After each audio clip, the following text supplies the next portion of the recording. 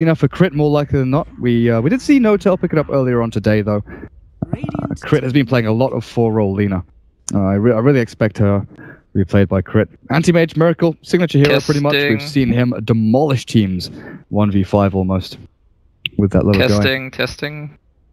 It'd be a good idea for me to unmute game sounds. Scant, I can probably hear you now. Hello. Yes, excellent. That's me being an idiot, not Reborn. Okay, I was wondering, do I need to reset all the settings again? No, we're good. Yes. We're good. It's a Miracle Anti-Mage again, and anyone who's been following Monkey Business will be used to it by now. There isn't that much stat tracking because Dota took a while to catch up with Reborn, like everyone else. But I'm pretty sure the stats on Miracle's Anti-Mage are something ludicrous, because I've seen him just completely slaughter teams with this hero. There was even one game where he essentially just soloed the whole game. He's insane. He's completely nuts on the hero, and it's interesting to me that Monkey Freedom Fighters are sticking to their guns and going for a pretty similar draft to the last game. They've got the Jara and the Tusk again. Wyvern's new, but it's a similar looking setup at least.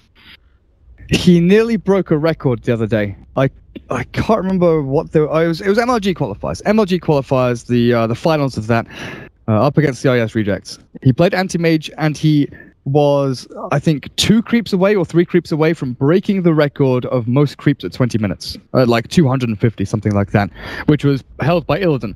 So he does have now on record the highest last hits by Anti-Mage across all patches, but he was close. He is he's a relatively fresh player on the competitive scene. Obviously, Popstar, 8,000 MMR points and all of that nonsense. But if you start off by, nipping at the heels of Illidan, who is one of the most profound Anti-Mage, Medusa, whatever farming hero players there is out there, then you've got a good old future ahead of you, honestly. And Fly's got his Dazzle again. You were talking about the importance of that Dazzle with the heal and the clutch graves, and he'll be on it again this game. And I'm just wondering if we'll see Crit playing the Lina, or if we'll see Notail picking that one up.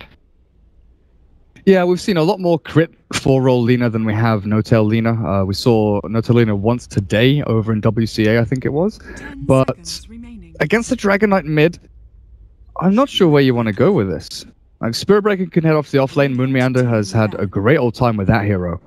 And you don't really have the makings of an aggro tri-lane here. Like, they've run Dazzle Lina Phantom Lancer before and just gone aggro with it, run straight up into people. But against the Gyro Winter Wyvern, it's obviously a little more risky. They did it against the Wraith King previously. This is more likely going to be stock standard. Anti-Mage Lina bot lane, Dazzle look towards the mid to try and support Notail a little bit more and stack camps for him.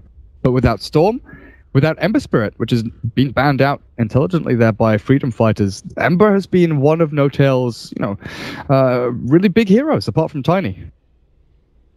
Yeah, apparently he's been spamming it in pubs for the last few weeks. He's been doing pretty well on the hero. He and Miracle actually both play it. And I think it's the right ban there, because I think the Spirit Breaker pick almost anticipates it in the sense that Spirit Breaker's not actually, Moon Meander likes playing the hero, it's not actually that well suited to this draft. Winter Wyvern and Tusk are both very good at reacting to Spirit Breaker aggression. And to me it was just a sign Monkey Business pick up the Spirit Breaker because they're going for that last greedy core to have the double greedy dual core of Anti-Mage +1. And usually Lina doesn't fit that, so I would have expected they'd want something like the Ember. I wonder, just now that we've seen the final pick for Monkey Freedom Fighters, which is actually that Enigma, if this now changes the thinking of Monkey Business. I think at the moment, the way things look for them, Anti-Mage just gonna have a good time if he gets farming. There's big ultis that can catch him out, but there isn't really that mobility. Oh. And speaking of big ultis, they'll pick up the silencer to deal with those big ultis, and it's gonna actually be a no-tail silencer. So definitely I'm interested to see the way that he builds this hero, because we've seen a rise in core silencers going for the Rush Atos, and then going into the AC or the Shadow Blade. The Slasher's historically, they were also... Yeah, historically they were also the Refresher Rushes, or the Midas Refresher, or Midas Ags Refresher.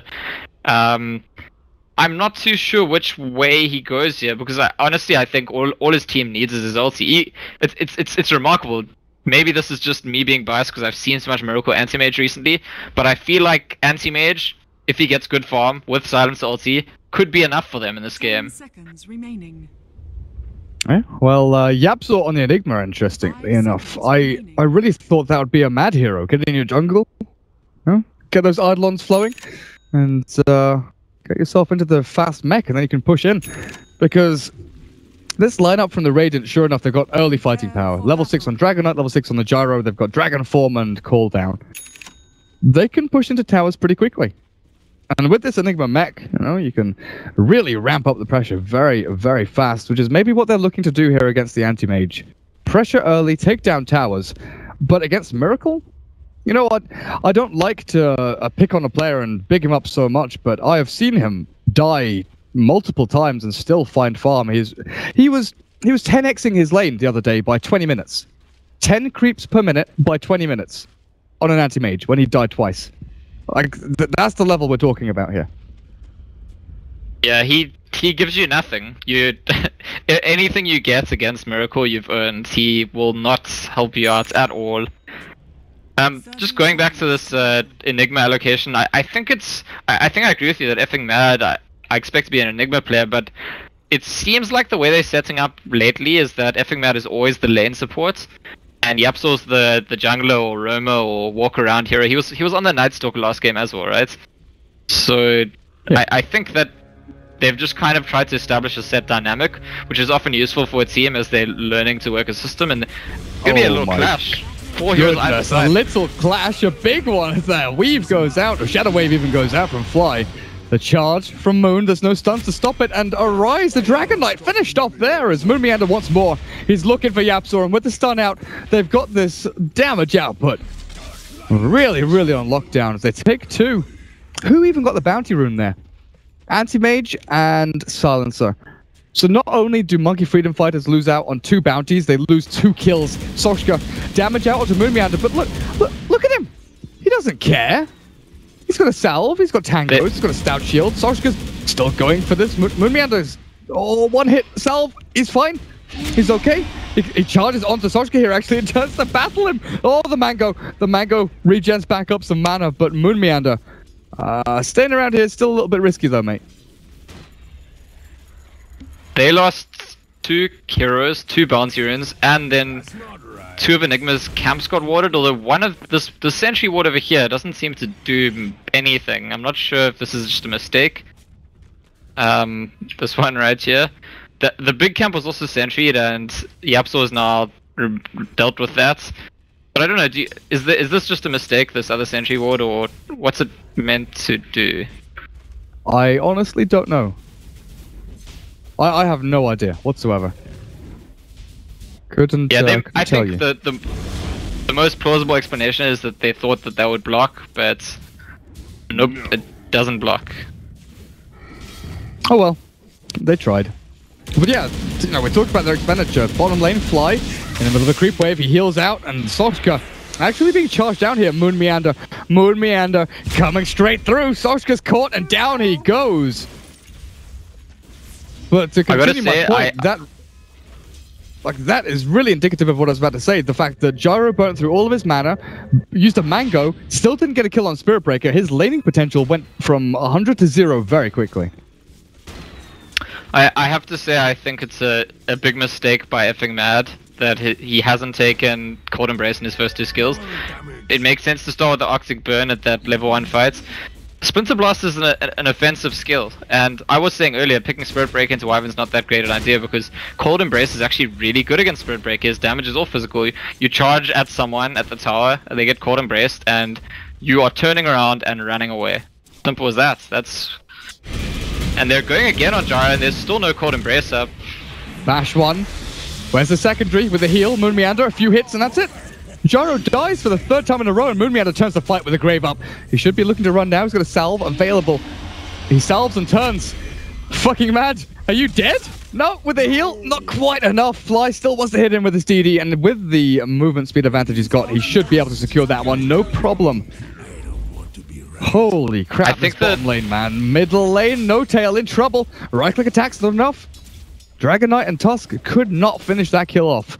And in the meantime, You know what's happening, right? Miracle, he's farming. It's such a big problem that we can cast this game for the first few minutes, not even once look at Miracle's lane, discuss the fact that he's getting free farm, and it's still a very monkey business favored early game. Yeah. Without talking about Miracle, that's... Monkey Freedom Fighters have got their work cut out for them, seriously. And the Enigma, 3 minutes 40 seconds on the Soul Ring. I don't know how much of the observables and things like that he bought, and I'm guessing because Mad has... I guess Mad got boots because of the Spirit Breaker kill and the spread gold he got. But Yapzor, the Enigma jungle, you know, usually heads for like a 2-minute Soul Ring at the latest. No tail. Oh, no tail. He's caught. He should be dead here. A few more hits out, and that will secure the kill. Meanwhile, Moonmeander charges across. He's found the Winter Wyvern. And he's got his Orb of Venom up now running as well. With the slow from that, the boots of speed he has, still not going to be enough to keep the track down onto the Winter Wyvern, so Mad will escape. And now I think Mad is level 3, he's got that Cold Embrace, and Spirit Breaker just shouldn't be making kills ever with dives if there's a Winter Wyvern available with Cold Embrace. I'm so confident in that I'd say if Winter Wyvern picks up a TP scroll, there's basically no lane where Spirit Breaker can make a kill, unless he's got that magic damage with him. They're gonna try kill Moonmeander actually. He can't try charge away, fine. He doesn't bother to. He's okay. Soshka did miss out on a little bit of Rocket Barrage damage, but like you said, the charge was available and there's no stun there from this safe lane on the Radiant. Now, Sing Sing, he's made a lot happen once again towards the middle lane. He's got himself bottle boots. He's actually looking pretty good right now, actually, as Notel with bottle wand doesn't really have the same amount of farm, you know. Heading over to the net worth. Silence in 1900. Wait, does he have something on the courier? Null, bottle, magic wand. Huh. It feels like Sing Sing should be a little bit further up there. I guess it's the Null Talisman. Is that extra 400 gold? Yeah, and I think when you see a player that doesn't have boots, they always look poorer than they actually are. Yeah. He's not actually that poor, he's just decided not to buy boots early on. And why should he? Because Fly's now come to camp his lane. They've realized they shut down the Gyro early on to the point that even if Gyro free farms the rest of the game, if Anti-Mage free farms, he's way further ahead of him really quickly. Breaker doesn't need more help, he's got enough value early on, so Dazzle can just be dedicated to keeping No-Tail up. Oh, Mad. You've walked into the wrong neighborhood here. Charge forward. And when we had a stuck. Moon is stuck up on the high ground. Fly, he's trying to look for this. Mad is dropping low. The Poison Touch takes him to 30 HP, but he heals himself up to the Cold Embrace. And that should be fine for him. Dire's bottom tower. Who's now Dragon Knight being charged out and... They're waiting. Light Striker Ray will land with the last word. They've got the slow stuns. But enough damage to kill the Dragon Knight. Yeah, 1 level in that Dragon's Blood, not enough to keep him tanking through. And he was struggling to get level 6. He desperately wants it, but not getting there. While Paris at bot lane, Soshka pushing the tower with the Gyrocopter. He's got his level 6, so cooldown is available. And if Moonmeander wants to jump into this, this is really risky. He's stunned up, the cooldown will miss though. Yeah, they needed a black hole there to actually kill him. I think, yeah, Yapzor must have been able to black hole if he was able to stun and ended up with this much mana. I think if he commits the black hole and Dazzle doesn't get there on time to make the kill, I don't think there's another way to make that kill with only the 2 levels in Alephus. Moonmeander is just having such... Well, No-Tail will go down, but I wanted to say... Moonmeander is having the time of his life. He must be just having so much fun. Every time you look at him, he's charging back and forth between the lanes and with not much regard for his life. And 1, 1, and 5, well, they're gonna go on him again in the spot lane, but there's no cooldown. Black hole, he'll be perfectly fine and just solve up. Every couple of minutes, I've got to pinch myself and say, you know, there's an anti-mage in this game. There is a Miracle AM farming up at top. And his Battlefield, he's got 60 last hits, 8 minutes in, he's, you know, cruising away here. While action is happening everywhere else, but not on his lane. Now, Dragon Knight and Winter Wyvern are up at the top rune spot. With the Dragon Form expiring now, this might be the time to look for another Moon charge across, but he's got no mana. 13 stick charges is what he has up his sleeve. And Yapzor, Looks like it's time to hard push this lane with the Eidolons. The Fly's here to help out as well. You know, it's an interesting thing, and I would actually usually caution against teams letting anti-mage get in their heads so much. I don't think you necessarily have to shut down anti-mage's farm early on. I think it's perfectly fine to shut him down once he hits Battle Fury and he's trying to farm his Mancer. It's fine to even try and win by ignoring him if you really believe you have that push timing down, or if you think you can win a fight into him or get ganks into him later on. They might think with all the lockdown they have, Dragon Knight, Stun, Wyvern ulti, Tusk, Snowball ulti, Enigma Black Hole, they might think that they could deal with him as it goes later. What counts against them is firstly that we just know it's Miracle Anti-Mage, not just some other Anti-Mage that we found in a pub. And secondly, there's a silence ulti, so if the plan is to use all these big ultis to control the Anti-Mage, they're gonna have to have a plan for no-tail too. Tusk? Moon Meander is stuck again. Meander. What? Well, the thing is, like, he's not stuck and dead, he's just stuck and... Okay, it's fine. Bottom lane, maybe not so fine, it's Fly. Caught in the cooldown. Let's secure the tower, and they still have this black hole. The threat. Well, that big ulti coming out is always there. Sing Sing. Bashed up. The magic damage out from this Spirit Breaker. Another strike pounding into that Tusk. Meander's having so much fun. I can honestly imagine in their team speak, he's just laughing all game, because as a Spirit Breaker, when you're safely in anti-mage just free farming, and you're getting away with essentially just looking around the map, seeing someone charging every few seconds, it's great. No-tail's the one person who's had some pressure on him early on, and Dragon Knight did actually, I think, smoke around there, but yeah, not gonna find any kind of pick-off. The scariest thing for me is, yes, No-Tail has had pressure applied to him, but he's 700 net worth ahead of the Dragon Knight, who's 0, 2, and 2.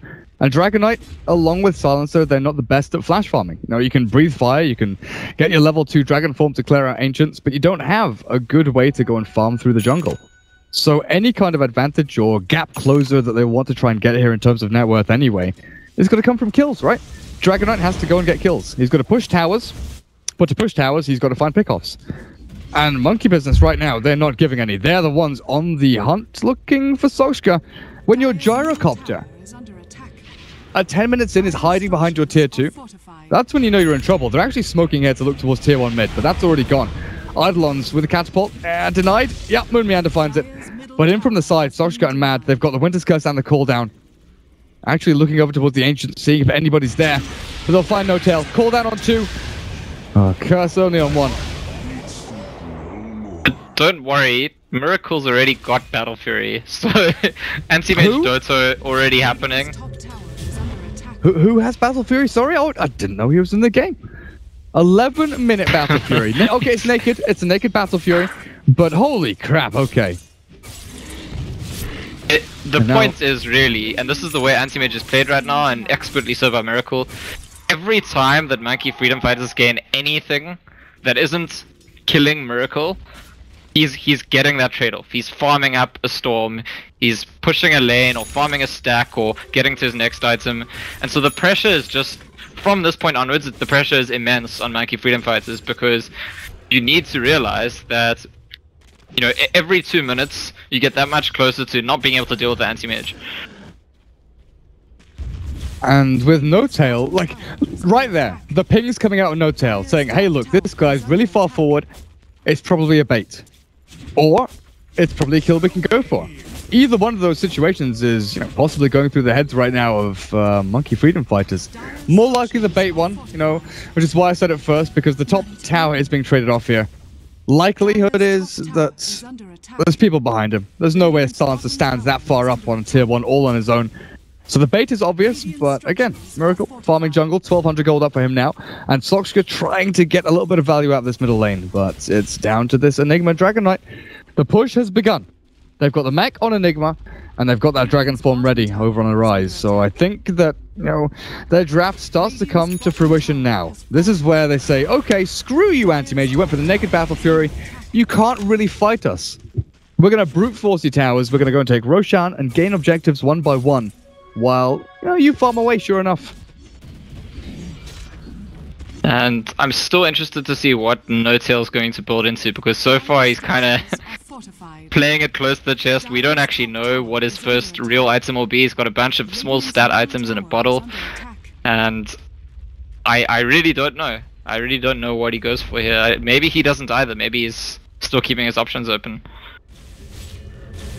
I think Shadowblade. I think that's the way to go this game. Send yourself. It definitely makes him that much more of a nuisance. Oh, the global. The snowball is already on the hunt, though, looking for it as the Dragon Knight gets the stun onto crit. They finish him off. There's no Grave Fly. Curse now as No-Tail wails into him. They've got the Grave available, but Fly down. Can you get it off? It does indeed onto himself as the cooldown lands onto Fly's head. And they've got themselves 2 and maybe even 3 as Moonmeander. He wants to fight this, but Yapso's looking for the hole. He wants the black hole. No-Tail's already gone, though. The Rocket Barrage. One more time to secure that kill. That is a big fight there. Sing Sing bought back. I'm not too sure why his TP score was cooling down. He bought back and charged in, and I guess he can be there now for them to push the tier 2. It's close to as good a fight as they can get, though, without the added cost of what I would say is probably at this point an unnecessary buyback. Miracle did manage to pop into the fights, get himself that 1 kill on Sing Sing, jump back out and go back to farming. So he's well on his way to that Vlad's now. And a few minutes after that it's Manta style, and that's where the game really just stops being fun for the enemy team. But for now, Monkey Freedom Fights is going in on crits and he's dead. Yeah, insta-kill pretty much there. No-Tail is going to fall straight after. The Grave will keep him alive for now. Oh, Yapso has the black hole, but the Mana Void! Miracle gets a ton of damage down onto this Radiant squad. Mad has to heal himself up. And Miracle stands his ground up on this ramp, looking for anybody who wants to try and invade his territory. But Yapso, he was so ready. He was so ready for that black hole, but he was not prepared for the Mana Void from AM, who was just blinked. 5 seconds until it's off cooldown, and this might be Miracle's first death. Blink away, just not available. That was tight. It's a mistake. It's a mistake from Miracle. I think he needs to wait a little bit longer. He's truly playing it safe. There's no pressure on Monkey Freedom Fighters at that point. It's not like they needed to leave very soon to defend other lanes that are pushing into their base. So I think he needs to consider the possibility that they stay around. And yeah, a bit of an uncharacteristic mistake from him there. Oh, Lina. It's a drum for No-Tail. Okay. Just tank up. Build up your stats. Try and get as much stolen intelligence as you can. I mean, Crit nearly has his Yule Scepter, right? He's 700 or so gold away from that. So you'll have this Lina heading into the 4th core position. Oh god, Gyro. Oh god. Onto the tier 2 tower? I mean, Moonmeander is dead, but I'm pretty sure that's worth it. You just killed off the 1-roll carry there. Maybe they get the No-Tail silencer. He's TPing away, and there's no vision. Back to Fountain he goes. Yeah, so in the last 5 minutes or so, I would say Monkey Freedom Fighters have mostly done better than I'd have expected, exceeded expectations a bit. They're getting value, they managed to kill Miracle once. Sure, it's bad, their Tusk got to buyback, their Gyro got picked off, but they're keeping the pressure up. The question is, could they keep the pressure at this intensity for the next 10 minutes or so? Then I see them with actually a real shot in getting some Raxes or getting Rush and Raxes. I think it's very, very difficult though. I think the pressure already turning on them. Their mid-tier 1 is under threat, and Gyro's forced to use the cooldown. And Anti-Mage has now discovered himself an enemy ancient stack, which he's going to run away from the snowball, but he'll note to himself, hey, there's an enemy ancient stack here. And I think that I wouldn't be too surprised once he has Vlad's to see him sneak back there and steal the stack when the enemy team's committed. Oh, Moonmeander caught with a curse at the very last seconds. Oh, stick charges keep him alive with the Grave as well. He'll run himself away and be perfectly fine. Now, the pressure intensity I think that they can keep up. The mech, the level 2 dragon form now is up. And this is kind of where I saw their draft actually start to gain some momentum. They get a foothold with that team fight, and now they look for pressure onto tier 2s and then Roshan. Now, they could also steal the stack. Oh, they could. They've also discovered the enemy stack, and I think they could steal it. Yeah, Gyro with the Dragon Knight there as well. But Yapso's item build, I saw him pick up a Staff of Wizardry and the Ogre belt. I thought that the belt would be for treads and maybe he's going like a 4-staff or something like that. But he's gone for Necrobook. So I think their plan is fully to go for this pressure play. Oh, the global's there just in time. Moon Meander drops, but No-Tail finds the trade-off. And Crit with his Yule Scepter. Freshly purchased. Laguna Blade down, Sing Sing. That's it. Done and dusted. 2-for-1 trade-off. Middle tower has fallen. And Miracle stole the enemy stack during that fight. He's not chasing after Enigma. He's not going to really pursue him. He'll come back and get a rush with his team. Then he'll farm his own stack. And already with that, with the rush and the stack, I almost feel like we go past the point of no return. We were talking about keeping up the intensity of the pressure, and Monkey Freedom Fighters have just done the exact opposite. I think that's the critical point in the game where if they look back and watch the replay, they'll feel like that exchange that just happened, losing both Ancient Stacks, the rush, and a small skirmish, puts them in a position where they're fighting from behind for the rest of the game for sure. Roshan expires, or Aegis expires at 24. Fastest spawn is at 27. I've got to keep doing this so it is ingrained in my memory, because, oh my goodness, Roshan time is still broken.